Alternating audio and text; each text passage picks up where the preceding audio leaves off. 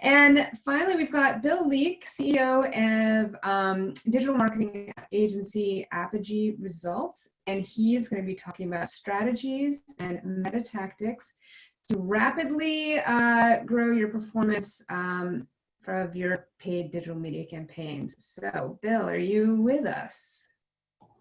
I am. I just had to turn my email off so it would stop dinging every time I got one.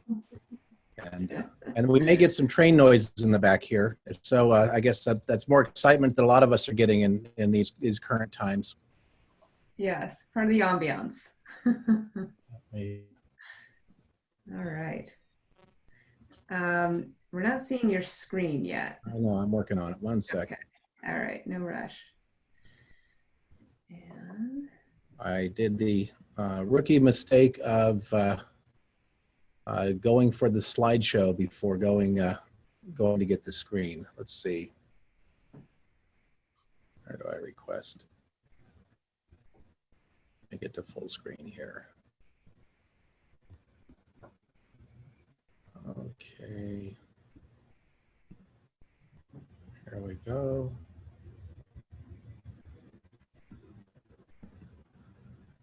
How about that? perfect. You see it? Great. Yep. Let's go ahead and start. Thank you, everyone, for joining us. We are definitely in interesting times. Some of this stuff is, there's the train in the background, if you can hear it. Some of this will be familiar to many of you. Some of it may be new. One of the things I want to stress is when you get to a situation like where we are now, sometimes back to the basics is where you get the best return. A lot of us, a lot of times don't like to do the basics, but because we'd love to do advanced strategies, not all these are advanced, but a lot of them are actually not being done, or not being done well. So let's dive into it. So I've been in this space longer than I care to admit. I did have a life before it, although the older I get, the harder it is to remember that life. But I once did have a pre-digital life.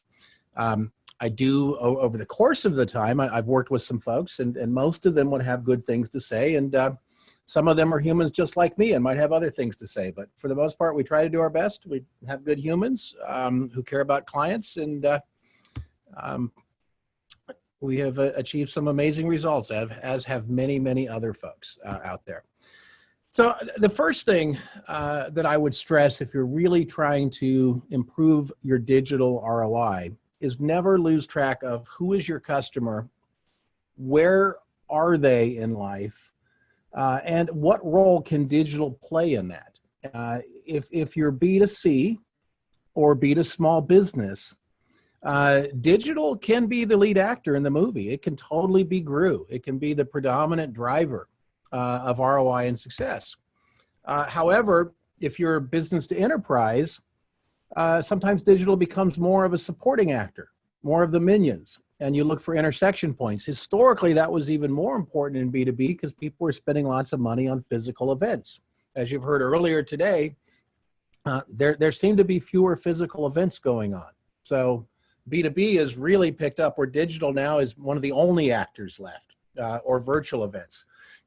Also be thinking at a high level, what's the journey and what's the content for each section of the journey, and what's the message wrapped around that content. So be thinking through a whole funnel or customer journey adventure and the right content for each stages of that. If you haven't done this, if all you have is textual content trying to get people to a lead form, you're really missing a lot of opportunity to increase your ROI on digital and to outflank and outfox your competition. Because you know what?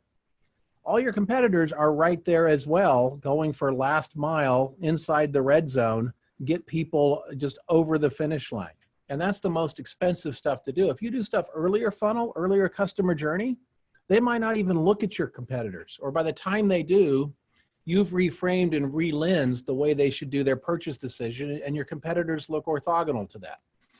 So the other thing that I believe is really important to properly increase and measure your digital ROI is to think through all those stages of the customer journey and think through the appropriate metrics for each of those.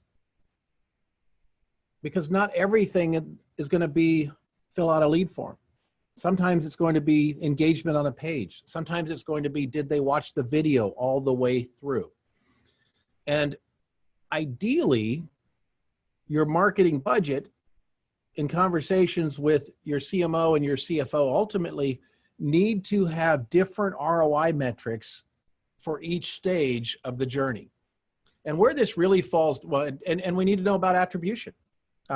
We really need to think through attribution because even in B2C, a lot of times it's not first touch. First touch might be SEO.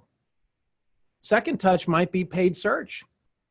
Third touch might be Retail Me Not or Honey. Retail Me Not has built a whole edifice on what I would call Seo Trademark Theft. You're already in the shopping cart. You're already about to buy and you see an empty box that says insert coupon code.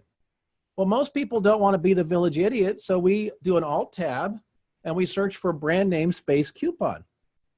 And up pops a deal that, 5% of the time might work. If we actually find one that works and we stick it in, guess who gets credit in e-com? The affiliate manager, even though it was paid search that brought them there. And they would have bought anyway had they not found a coupon. So think through in B2B and B2C attribution, have the arguments.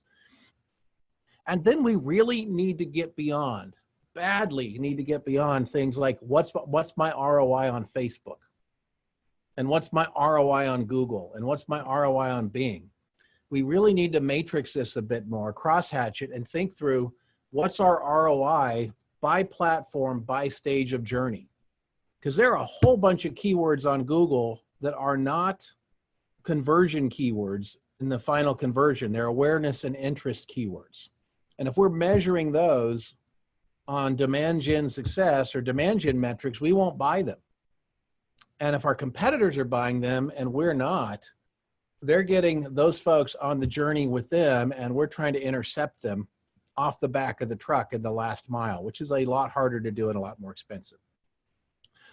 This should be, I think, everybody listening to this, there's nothing here that's new. When did you last do this? Because this is the pushing the broom. This is the hard scut work of actually making it work.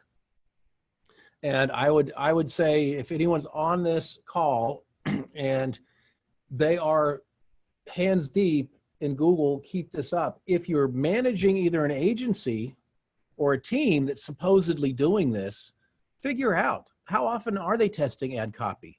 Does every single ad group have multiple pieces of copy being tested, at least 2? If not, fire those folks today. Hire new ones. You know what? There are a lot of people who want your business right now.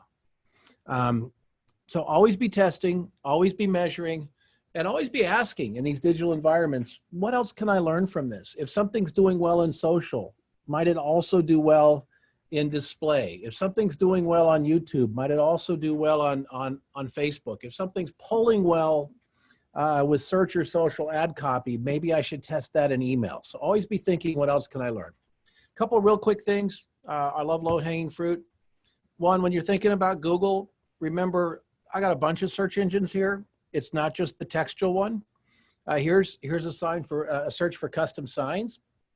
And a company we help build a Sign, has the #1 listing for custom signs in SEO, but it's almost below the fold. Because Google has, so many other things going on and stacked the 4 ads up there.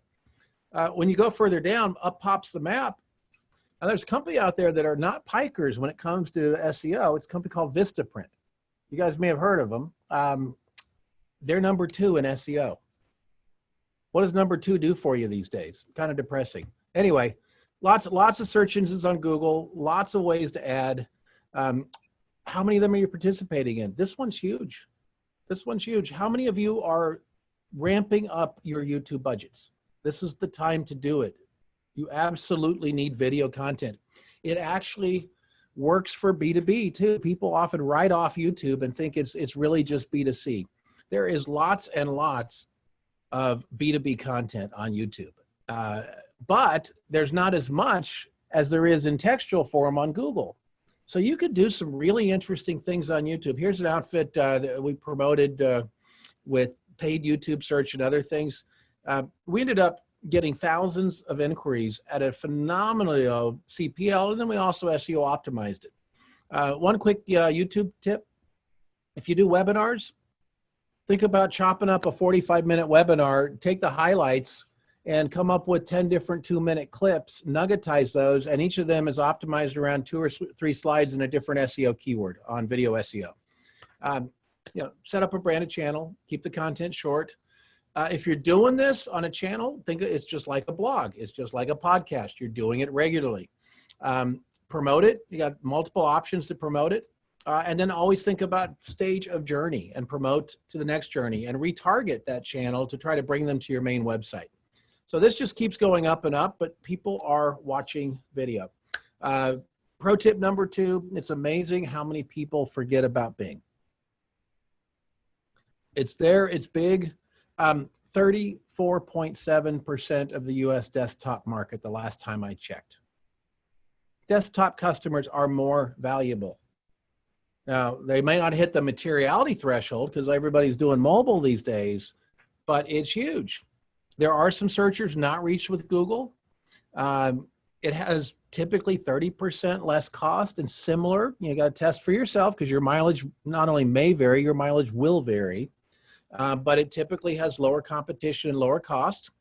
40% of the Bing network audience is between 35 to 54 years old. So you're not getting as many of the Gen Y folks that don't have huge budgets yet. It tends to skew a little bit older, a little bit wealthier, a little more female, and a little bit more subprime. But it's a desirable audience, and your competitors are not hitting it as hard. And sometimes if you don't have big budgets, it's a great way to test stuff before you go to Google and figure out what works on a limited budget before you deploy the big budgets. And you actually have to be very programmatic about it because people forget Bing. If you're waking up in the morning and your question is, what should I do next?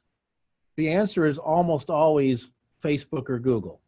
So you have to be kind of like if you're married and you have a bunch of kids and jobs, you have to be programmatic and schedule a date with your spouse. You got to schedule a date with Bing or it's not going to happen. If you're spending more money, one of the things I've seen that works pretty well sometimes is actually leave Google with your agency and run Bing in-house, or have 2 different agencies. This one's a fun one. Agencies hate it when I say this, but have 2 different agencies. One that runs Google and one that runs Bing, and they're forced to share data. Well, your Google agency is never going to get complacent because they're terrified that they're going to lose it to the Bing agency. The Bing agency is going to work their hiney off trying to earn the Google budget.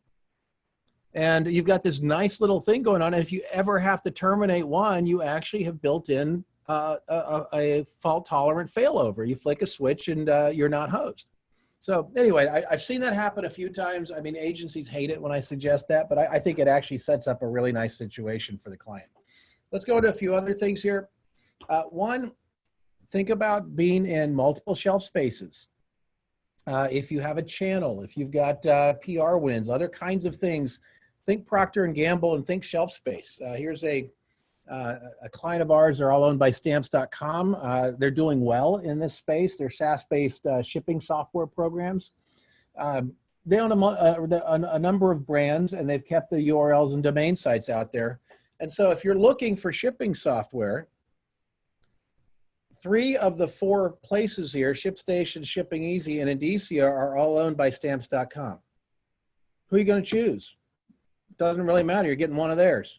So think about Google and Facebook and other times when you can, as if you're Procter & Gamble. It's an advanced strategy, but if you're already able to get the #1 listing, how do you double and triple serve? It can be hard to do on your own account. It's often better bearded through one agency or several, and they need to coordinate the data so you're bidding against yourself less than you might otherwise. But you can completely control the cloud cover here if you're running multiple brands or have a channel or other kinds of things. So here's another case. If you have channel co-op going on, you can coordinate this stuff and have multiple listings. This is a really old graphic, as you can tell, because once upon a time, Google used to serve stuff on the right. There may actually be 3 or 4 people on this broadcast who remember that. But you can do that kind of stuff. It's pretty cool. It's actually more important in these days when it's all on the top. So be everywhere that counts. Again, with different kinds of form factors, you can, you know, here was a search with 19 million SERPs, a lot of things in the results. And one of our clients managed to have, because they had some things that were PDFs, some things that are domain name, but then a lot of press articles that they were throwing links against. You can kind of do the equivalent of reputation management on some of the core searches you care about on articles and things that are friendly. And that kind of leads into combining paid and earned for more shelf space. Earned media is more trusted than owned media. So if you can promote something positive that was earned media, it makes a great deal of sense. So many of us are still too oriented toward our website, or our website being the battleship, and wanting to drive everybody immediately through our website. That's not really the environment we live in these days. We're kind of more like this. You know, there might be a biggest ship somewhere over there that we're focused on, but we've got a flotilla of other kinds of things, and content's everywhere. And so with paid media, we want to be promoting the content where it sits, everywhere it sits, try to get some retargeting bugs and other things there, and eventually launder it through our website. But sometimes promote it where it initially sits. So if I get a PR piece that gets picked up, a favorable article, even a blog post, anything that has favorable content, let me go back, promote it. Now, we actually ended up with one of the most ever read articles on CFO magazine, but that's because we dumped a bunch of social and search into it and drove a bunch of people over to it, and it had a credible domain because it was CFO magazine. It was an article, and then we made that article evergreen for 3 years for a client, where people are calling up the client saying, "I just read about you in this magazine," and we're going, "Yeah, it's a 3-year-old article, but it still works." So think about that. This is a little less important right now, but it will come back. Consider event-driven digital. Right now, humans are not thinking about physical events, but it is a fertile source of search and keyword traffic. You know, the searches around Dreamforce are immense. Even a virtual event, I'm assuming that a number of the people here went to Google and searched for PSAC, or Paid Search Association conference, multiple times before actually attending the conference. And the ads here are cheap. It is not expensive to rank on top of an event. And you know a lot about the demographics of somebody if they're going to an event. It's one of the few worthy things in Twitter, in my impression too, is you know, try to own the hashtag and the discussion around an event. If people are having a discussion, float on top of it. You know, we've had some other speakers talk about this. It's pretty darn important, in my opinion. You know, integrate data with web analytics and other data sets, and your customer list. You know, append data, figure out who these people are. If somebody hits your website, it's harder now again, as we heard, because of the IP issues, but if they fill out a form, a lot of times the person filling out a lead form, if it's B2B, is not the same person as purchase authority. So if somebody fills out a web form, how often does that kick off a whole other set of going to Zoom Info, going to 5 or 6 other data sources, or even just LinkedIn, and who are the other 20 people that probably surround the person who filled out the web form, the titles and roles that are likely to be involved in the purchase decision, or might move it from a purchase decision of a work group of 5 to a purchase decision of 500 or 5,000. So you know, web traffic and even lead forms are really just early indicators. And particularly in B2B, if people are searching for that stuff, if someone goes and does a search for timesheet software and they hit your website and you happen to sell timesheet software, you're not doing that for fun. I mean, there's not, a lot of B2B searches are not recreational. So if you can gauge that there's intent or interest somewhere in the belly of a corporation, Well, who else is there? And how can you use the inbound from web traffic to kick off outbound, more classic email, direct mail, phone call efforts, or LinkedIn searches? We see a lot of this in B2C already, not perfect, but better. Like if you put shoes in your shopping cart, right now I've got dishwashers and a range following me around, and I haven't bought. You put it in the cart, that stuff follows you around the internet for a while. I see very, very, very little of this going on for more considered purchases. So some of it is because people just have generic retargeting things in B2B. And some of it is there's a different CMS. I might have my landing pages on Unbounce or HubSpot or something else, and the rest of my website in a different CMS. And I just never think to put the retargeting tags on my email landing pages. And where this is huge is, let's say for kicks and giggles, you're doing a webinar and you bring people to a page, and rather than generic, hey, and come back and visit company A, you're sending them a message that says, hey, notice you didn't register for the webinar. Come back and finish your registration. Would love to have you. If they do register, you're sending them messages saying webinar approaching, webinar approaching. Remember to attend the webinar. If the webinar's passed, you send them messages saying, hey, there's a replay over here on demand, and if you have further questions, we'd love to address them. So think about where people are in the customer journey and have your retargeting messages be thematically appropriate for that. Again, we see more of this in B2C. We see precious little of it in B2B. You know, it's just people are, there's so much opportunity in retargeting, so much opportunity. It's, the good news is your competitors aren't doing it properly. So another thing is if you truly are marketing a product that is so much better or so much different than what people are searching for, you've got to be doing social and you got to be doing display. Where search fails is when people aren't searching for it. So if you've got something that truly is orthogonal or different enough, you've got to go hit the demographics and educate them, and that's going to be more useful for you than search. And so when you add all this stuff together, I mean, I'd be stunned if you don't see a giant increase. I mean, proper measurement and tracking alone should be a minimum of 25% increase in your trackable ROI. You know, a culture of testing and optimization should be at least, you know, mid-30s improvement, and that's a hard culture to build, but it's very, very worth it. You know, Bing's not going to like double your ROI, but it's good ROI, and it's typically really, really mismanaged.